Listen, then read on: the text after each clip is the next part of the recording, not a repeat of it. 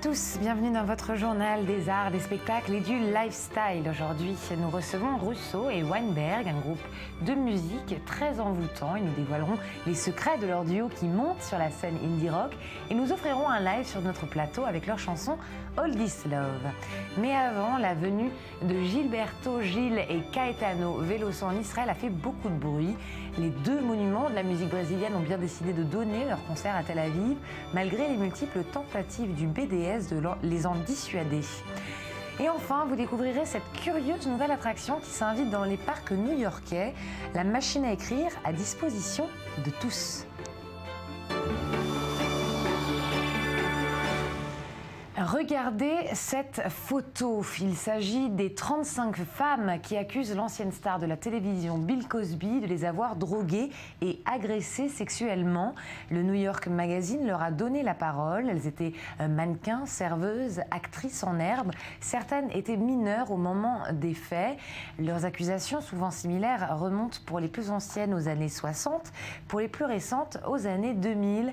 Certaines avaient été présentées à Cosby par leur agent, mais la plupart n'ont rien dit pendant des années, de peur de ne pas être crues, d'être traitées de menteuses. Comment s'en prendre à celui qui symbolisait alors Monsieur Amérique? Sur les réseaux sociaux, le hashtag The Empty Chair, la chaise vide, s'est vite multiplié. Le symbole de cette 36e chaise, la seule inoccupée sur la couverture du magazine, a suscité de nombreux commentaires sur les éventuelles autres femmes à avoir été agressées par l'acteur et à ne pas avoir osé s'exprimer. Cosby, 78 ans, a toujours rejeté les accusations d'agression sexuelle et n'a jamais été inculpé. Et voici plusieurs années que le mouvement BDS s'efforce d'encourager le boycott culturel d'Israël et encourage des artistes envisageant de se produire en Israël d'annuler leurs performances. Alors parfois ça marche et parfois ça ne marche pas. Mais lorsque ce mouvement décide de pousser les légendes de la musique brésilienne Gilberto Gil et Caetano Veloso à se désister, ça engendre un clash de titans avec la principale figure du mouvement, Roger Waters. Le rappel des faits, David Gombin. Shimon Peres and the musicians Gilberto Gil and Caetano Veloso. 27 juillet 2015, 15h, les chanteurs Gilberto Gil, Caetano Veloso et l'ancien président d'Israël, Shimon Peres, donnent une conférence de presse. Demain, avec Caetano, nous allons chanter, vous apporter le Brésil, apporter au monde l'une des meilleures choses que nous pouvons apporter au monde.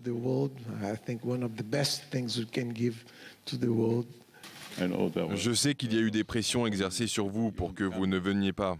Ils essayent de faire pression sur leur propre peuple. Je ne crois pas que vous acceptiez la pression.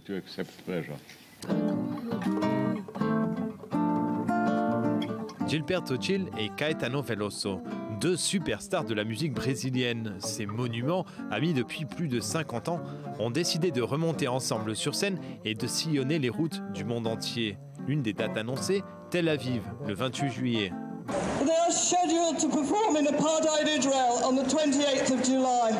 Aussitôt, le mouvement BDS, prônant le boycott culturel d'Israël, réagit et lance une campagne visant à pousser le duo au désistement. Une pétition est publiée sur Internet. Des manifestations dans quelques capitales du monde sont organisées. Et sa tête de proue, l'ex-Pink Floyd Roger Waters, écrit au duo brésilien. Dans l'une de tes chansons, Gil, tu mentionnes l'archevêque Desmond Tutu. Je ne parle pas portugais, mais je suppose que vous avez tous les deux applaudi la force de l'archevêque qui a débouché sur la fin du racisme et de l'apartheid en Afrique du Sud. Nous, musiciens, avons mené la révolte à l'époque en soutenant Nelson Mandela et l'ANC et le peuple sud-africain opprimé et tous les emprisonnés et les tués. Nous faisons face à la même occasion à présent. L'analogie à l'apartheid sud-africain, une rhétorique souvent utilisée, et bien souvent ça marche. Sauf que le tandem lusophone non seulement refuse, mais réplique. Gilberto Gil, qui s'est déjà produit sur les scènes israéliennes à plusieurs reprises, a rapidement répliqué qu'il n'annulerait pas le concert. Caetano Veloso, lui, s'est fendu d'une lettre ouverte publiée dans le quotidien national O Globo. En ce qui me concerne, je voudrais voir en la Palestine et en Israël deux États souverains. Et je pense qu'Israël devrait écouter les réactions venues de l'étranger. Les Nations Unies, de nombreux gouvernements et des artistes comme vous montrent qu'Israël risque d'être de plus en plus isolé en continuant cette politique réactionnaire. Parfois je pense qu'il est contre-productif d'isoler Israël. Enfin, si vous voulez parvenir à la paix. J'ai de nombreux doutes sur ce sujet complexe. Pour Nelson Budd, journaliste brésilien indépendant, le raisonnement médiatique de cet appel au boycott serait symptomatique d'une frange minoritaire de la société brésilienne, située à gauche de l'échiquier politique. De nombreux partis politiques au Brésil ne veulent pas de paix en Israël. Ils veulent effacer Israël de la carte. Ils peuvent aller en Palestine, à Ramallah, en Cisjordanie, à Gaza, mais ils ne veulent pas entendre parler d'Israël.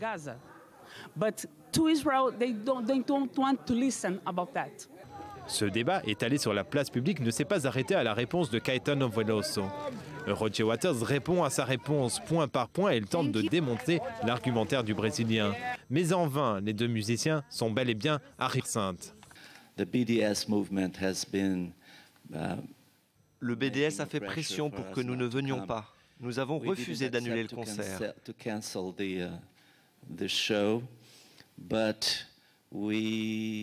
Mais nous, enfin au moins moi, je pense que même les gens du BDS ont leurs arguments. Dans la bataille engagée par le BDS, on ne compte que des gagnants, leur cause largement mise en avant par les médias, mais aussi le public israélien qui, grâce au refus des deux Brésiliens d'annuler leur concert, pourront profiter de la musique des deux légendes de la musique brésilienne, Caetano Veloso et Gilberto Gil.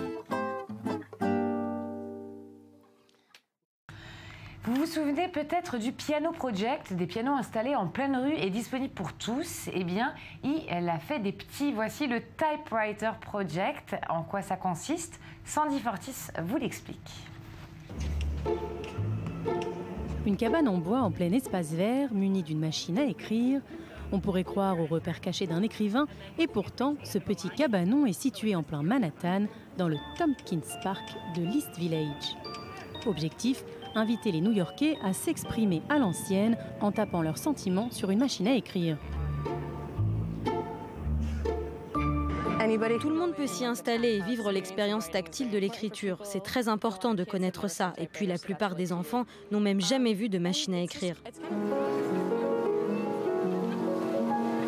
Inspiré par le Piano Project, des pianos installés aux quatre coins du monde invitant les passants à en jouer, la Poetry Society a décidé de lancer le Typewriter Project pour que tout le monde puisse faire entendre sa voix, même si ce qu'on a à dire ne sort pas de l'ordinaire. Je ne savais pas trop quoi écrire, alors j'ai décidé de venir réécrire des textes qui existent déjà. Je pense qu'on n'a pas forcément besoin d'écrire quelque chose d'original pour que ça ait un sens. À leur disposition, donc une machine à écrire et un rouleau de papier de plus de 30 mètres de long pour laisser libre cours à l'imagination de chacun. C'est une très jolie façon de se connecter avec son écriture parce qu'on sent vraiment les touches quand on tape dessus. On doit faire un effort pour que ça fonctionne, ce n'est pas comme taper sur un ordinateur. Et puis c'est agréable de voir le produit fini instantanément devant nous. Un petit retour dans le temps avec toutefois un brin de technologie, une clé USB capable de mémoriser tous les écrits soigneusement tapés, des écrits qui seront ensuite postés en ligne. Une expérience d'un mois pour les New-Yorkais que la Poetry Society aimerait faire découvrir à d'autres passants dans d'autres endroits. Et on va tout de suite passer à notre autre studio pour rejoindre notre interview du jour et puis notre live du jour, rejoindre nos deux musiciens. À tout de suite. Et vous retrouvez sur le plateau Erez Rousseau et la magnifique Adi Weinberg du groupe Rousseau et Weinberg. Bonjour, merci d'être avec nous sur le plateau du Culture Mag. Vous allez nous interpréter dans quelques instants une chanson, All This Love. C'est tiré de cet album Stay. Je suis ravie de faire découvrir à nos téléspectateurs ce groupe Rousseau et Weinberg dont je suis tombée totalement amoureuse. Alors, ça fait longtemps que vous vous connaissez tous les deux? En fait, on se connaît depuis presque 10 ans, mais on a vraiment commencé à travailler ensemble il y a un peu moins de 5 ans.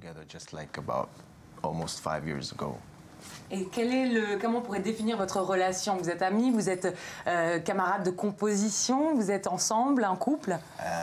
Oui. On a commencé en tant qu'amis, on l'a été longtemps. C'est une question piège, personne ne nous l'avait demandé avant. Au départ, on était plutôt comme des collègues faisant de la musique ensemble. Et puis, nous sommes tombés amoureux. We fell in love. C'est une jolie histoire d'amour. Quel genre de dynamique vous avez entre tous les deux? Qui a quel rôle dans le groupe? On fait tous les deux beaucoup de choses. Zadie a beaucoup de responsabilités parce que c'est elle qui s'occupe de tout ce qui est administratif. Donc c'est aussi beaucoup de travail en plus.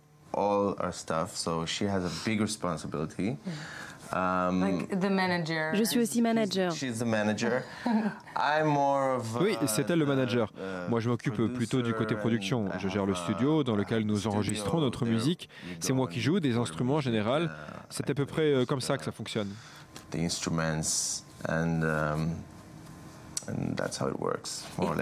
alors, comment vous définiriez votre genre de musique? On peut parler de indie rock?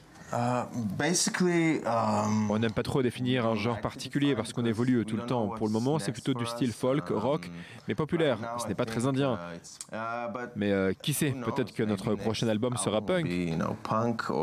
Ou funk. Ou de la soul.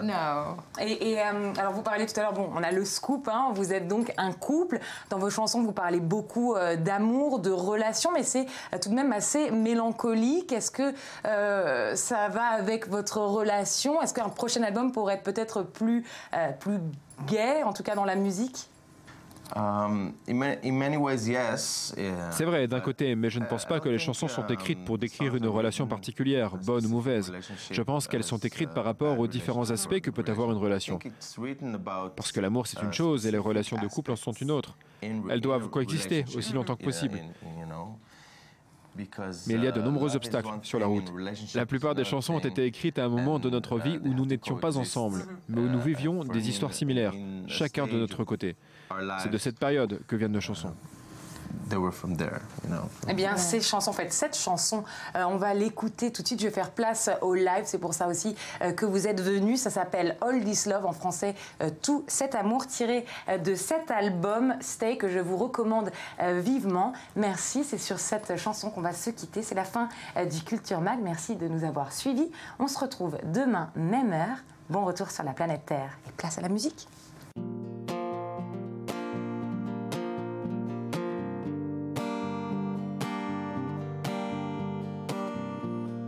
Say, darling, 'cause you'll fake it.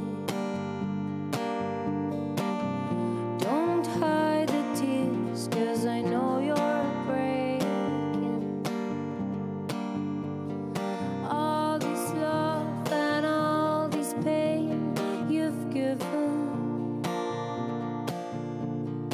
All this love and all this pain, you bring them from another world.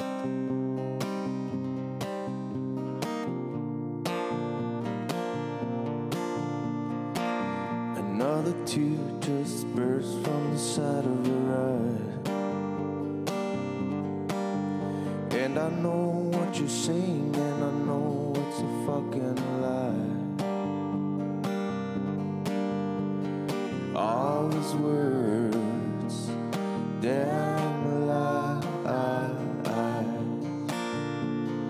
All this pain in those fine, fine eyes.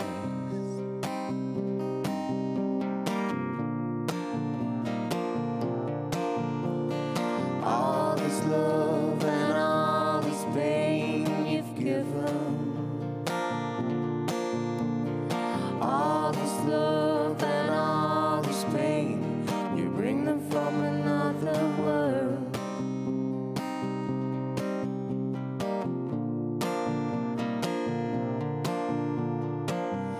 Now the summer lies on my doorstep, and outside is a lie, and it's getting bigger, and you know it. All this love